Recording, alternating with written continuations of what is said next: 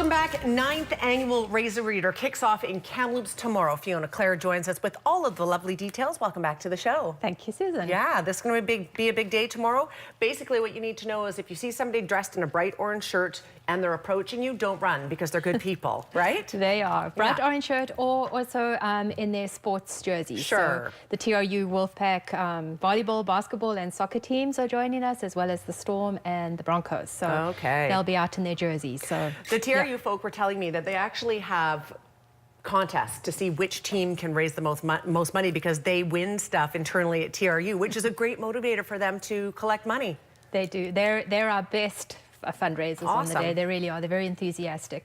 And we also have to remember that it's not happening just in Kamloops, but also in Barrier, Chase, Clearwater and Logan Lake. That's awesome. It's spreading. Yep. So, and we have it at 16 schools this year as well in the school district, because most of our schools host the programs that are supported with Razor Reader dollars, like the Parent Child Mother Goose and the Come Read With Me and the one-to-one children's literacy.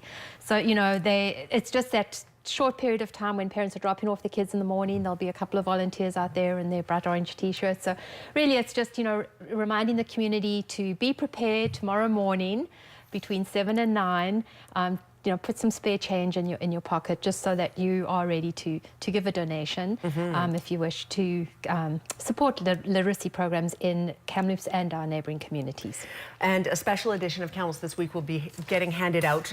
What does this paper consist of? What's in the pages?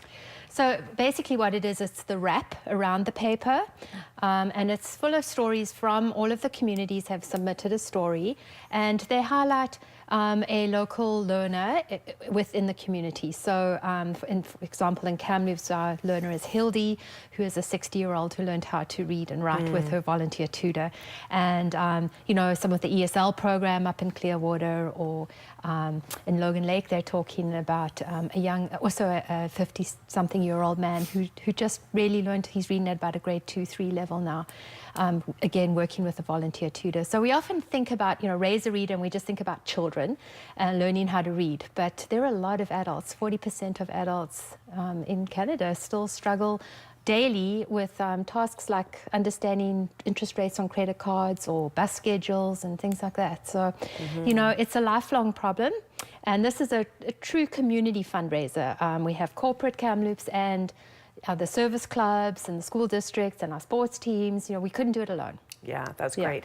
So primarily, besides schools, you guys are going to be at different sort of drive-thrus tomorrow. At the drive-thrus, getting your breakfast, your coffee, Tim Hortons, A&W, Starbucks and McDonald's on the main locations. And we will be at the United Way breakfast after. Catch you coming out there because it's on the same day this year. But yeah, all around downtown, Roving, Highland Drive, you know, all around the city and again in our neighbouring communities. How much money was raised last year?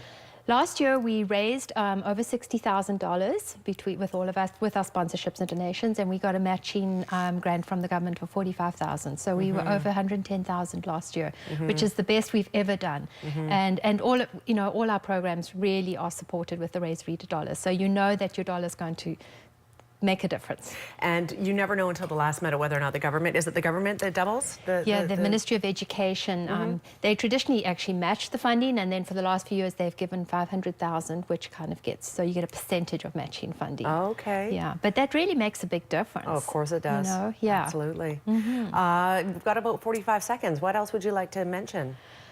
Well, just, you know, I know that people are always being asked to fundraise and to make donations for many, many worthy causes. And, you know, I just want to really guarantee or, you know, convince people that this money is truly going into supporting programs, buying materials, buying books, keeping kids reading over the summer, you know, giving parents the skills that they need to help their children become lifelong readers. And we really are dependent on this one and only literacy fundraiser that we do in our communities. Yeah, so keep the spare change in your pocket, 7 until 9 a.m. in Kamloops, along with all of the outerlying communities that you mentioned. A one-day massive fundraiser that keeps you guys going. So it's very important that people remember. Thank you very much for being here today. Thank you, Susan. All right, Fiona Clare. Again, 7 until 9 a.m. tomorrow. You can also learn more at razorreader.com. We are back with the one-day weather forecast when we return. Stay with us.